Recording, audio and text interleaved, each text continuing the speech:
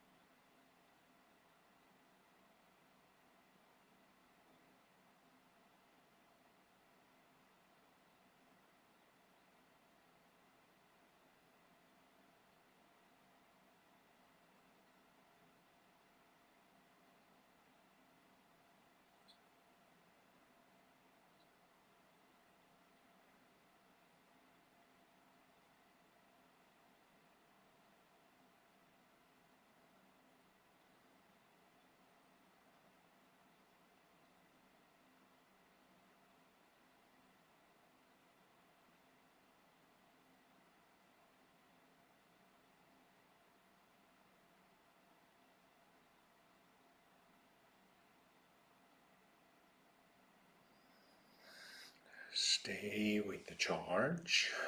Let's lie down for a bit.